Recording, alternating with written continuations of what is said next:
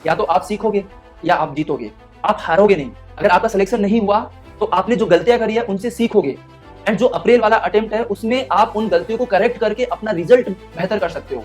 आप हारोगे नहीं, बस इस चीज को ध्यान में रखो। तो यार इस वीडियो के अंदर मैं जेईई के उन चैंपियंस के बारे में बात करूंगा जो अभी जेईई मेन जो 2026 वाला अटेम्प्ट है जनवरी वाला, उसके लिए लगे हुए हैं, बहुत अच्छे से दिल से मेहनत कर रहे हैं एंड अपना बेस्ट दे रहे हैं।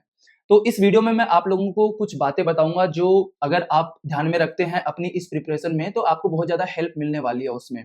तो मैं आप लोगों का ज्यादा टाइम नहीं लूंगा क्योंकि मुझे पता है कि आप लोगों के पास में इतना टाइम नहीं है। आप लोगों का इस टाइम पे जो टाइम है बहुत ही ज़्यादा इम्पोर्टेंट है, जिसको आपको बहुत अच्छे से ही मैनेज करना है, बहुत अच्छी जगह पे इन्वेस्ट करना है। वेस्ट तो बिल्कुल नहीं करना, आपको वेस्ट करने के बारे में सोचना भी नहीं है टाइम को, ठीक है?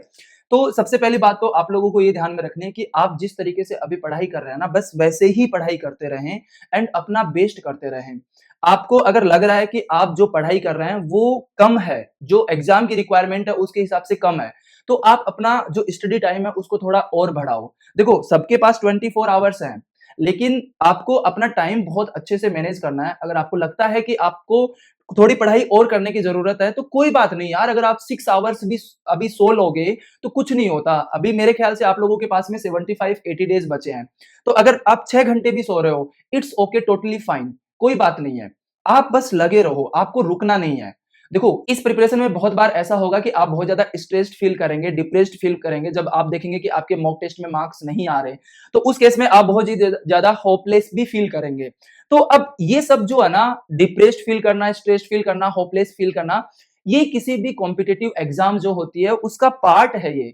अगर आप ये फ़ील नहीं कर रहे ना, तो इसका मतलब आप हर दिन कोई ग्रोथ नहीं कर रहे हैं अपने अंदर। आप हर दिन कुछ नया ट्राई नहीं कर रहे, आप हर दिन कुछ नई कॉन्सेप्ट नहीं सीख रहे, तब जाके प्रॉब्लम क्रिएट होती है। तो आपको क्या करना है कि अगर ऐसी चीज़ें तुम्हारे दिमाग में आती है, तो इन चीज़ों को लो लेके आप लोगों को ओवरथिंक तो बिल्कुल भी नहीं करना है। It's okay, these are the part of your preparation journey, जो आपको कहीं न कहीं एक्सेप्ट करनी है। इनके बारे में ओवरथिंकिंग करके कुछ भी नहीं मिलेगा आपको। अगर आपको कुछ टाइम के लिए ऐसा लग रहा है कि आपको थोड़ा डिप्रेस्ड फ़ील हो रहा है, थोड़ा होपलेस फ़ील हो रहा है, कोई बात नहीं, आप थोड़े टाइम के लिए अपनी पढ़ाई को बंद करिए, अपनी फैमिली के साथ टाइम स्पेंड करिए, अपने दोस्त से बात करिए, लेकिन इस टाइम पे आपको एक बात ध्यान में रखनी है कि किसी भी एक ऐसे इंसान से बात बिल्कुल नहीं करनी जिससे जिससे आपको नेगेटिव वाइब्स आती है, जिसने कभी ना कभी आप पे डाउट किया है, जो कभी ना कहीं आपको पीछे खींचने का हमेशा ट्राई करता है।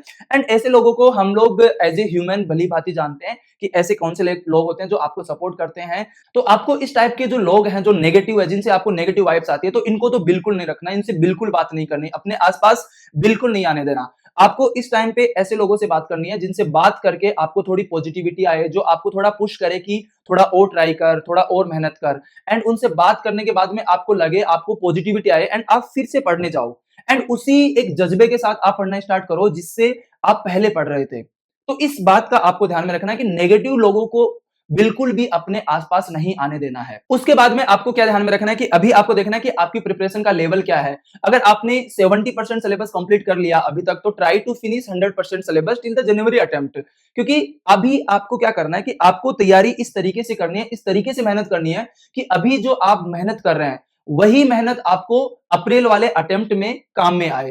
एंड उसके बाद में क्या कर सकते हो आप लोग, जैसे मान लो कि आपने 70% सिलेबस कर लिया, तो ट्राई टू फिनिश एट 100%। कुछ बच्चे हैं जिन्होंने अभी तक 50% सिलेबस किया, तो उनको 80-90% सिलेबस कंप्लीट करने का सोचना चाहिए। एंड जिन बच्चों ने अभी 30% के आसपास सिलेबस कंप्लीट किया, तो ट्राई टू फिनिश 70% सिलेबस। ठीक है, इस पे ध्यान देना आपको। ऐसा नहीं है कि अगर जनवरी वाला अटेम्प्ट आपका नहीं निकला तो पूरी दुनिया पीछे छूट जाएगी, ऐसा कुछ नहीं है।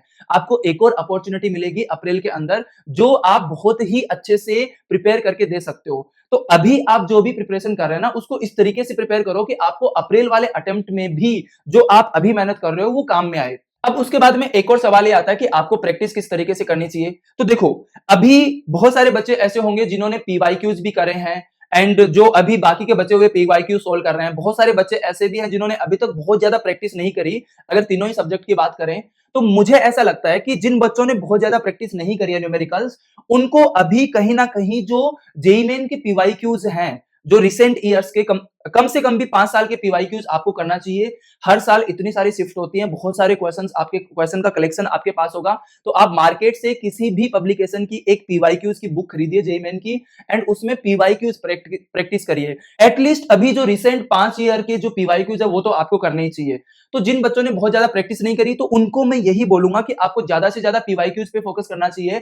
एंड जिन बच्चों ने अच्छी खासी पीवाईक्यूज की प्रैक्टिस कर ली, उनको अभी क्या करना चाहिए कि वो जेईई एडवांस के पीवाईक्यूज के लिए जा सकते हैं, उनको भी प्रैक्टिस कर सकते हैं, एंड उनको ज्यादा से ज्यादा मॉक टेस्ट देना चाहिए, ताकि वो अपनी जो गलतियां कर रहे हैं एग्जाम के अंदर उनको अच्छे से एनालाइज कर पाए। अब इसके बाद में, इन सब के बाद में आपको कुछ चीजों का और ध्यान में रखना है कि अभी आपको कहीं पे भी अपना टाइम खराब करने की जरूरत नहीं है। किसी घर में शादी है, किसी के रिलेटिव की शादी है, तो कोई जरूरत नहीं है यार आपको अटेंड करने की। एंड अगर अटेंड करने जा भी रहे हो, तो वहां पे ज्यादा टाइम स्पेंड करने की बिल्कुल जरूरत नहीं है, क्योंकि यार आप इस चीज को समझो कि आपके पास अभी ज्यादा टाइम नहीं है। अगर आपने पूरे साल बहुत अच्छे से मन लगा के मेहनत नहीं करी, एंड अभी आप बचे हुए 75-80 डेज में मेहनत कर लोगे, अपना पूरा बेस्ट दे लोगे ना, तो आप अपना रिजल्ट बदल सकते हो यार। आप बहुत अच्छा स्कोर कर सकते हो जेईई मेन के अंदर। तो आपको शादियां अवॉइड करनी है, आपको पार्टियां अवॉइड करनी है। कोई जरूरत नहीं है किसी दोस्त की बर्थडे पार्टी आपको अटेंड करने की। अगर आपका भी बर्थडे आ रहा है, तो आपको बहुत ज्यादा उस पर टाइम देने की जरूरत नहीं है। देखो, इसके बाद में एक सिंपल सी चीज समझो कि यार एक बच्चा है जिसने पूरे साल बहुत मेहनत से पढ़ाई करी है, उसने 7-8 घंटे की सेल्फ स्टडी करी है, आप उसको बीट नहीं कर पाओगे। आप इस चीज को समझने का ट्राई करो। आपको अगर उस बच्चे के साथ कॉम्पीट करना है, तो अभी आपको 14-15 घंटे पढ़ाई करनी पड़ेगी। हर दिन आपको कंसिस्टेंसी के साथ पढ़ाई करनी पड़ेगी। एंड मुझे पता है कि कंसिस्टेंसी जो है ना, मेंटेन करना इतना आसान नहीं होता है, बहुत मुश्किल होता है कंसिस्टेंसी को मेंटेन करना। एंड हर किसी के बस की बात नहीं है कंसिस्टेंसी को मेंटेन करना। एंड जो इसको मेंटेन कर ले गया, उसको उसके हिसाब से रिजल्ट भी मिलेगा। तो आपको क्या करना है कि आपको पूरे डिसिप्लिन के साथ में, कंसिस्टेंसी के साथ में बस लगे रहना है, अपना बेस्ट देते रहना है। एंड ओवर थिंकिंग बिल्कुल भी नहीं करनी कि मेरा सिलेक्शन नहीं हुआ तो क्या होगा। अरे कुछ नहीं होगा, आप पहले अपना बेस्ट देके देखो। अगर सिलेक्शन नहीं होगा, वो बाद की बातें हैं। अगर आपका जनवरी वाले अटेम्प्ट में सिलेक्शन नहीं हो रहा, कोई बात नहीं, आपके पास एक और अपॉर्चुनिटी है। आप अप्रैल वाले अटेम्प्ट के लिए ऐसे समझो कि आपने अभी जो मेहनत करी वो आपके अप्रैल वाले अटेम्प्ट में काम में आ जाएगी।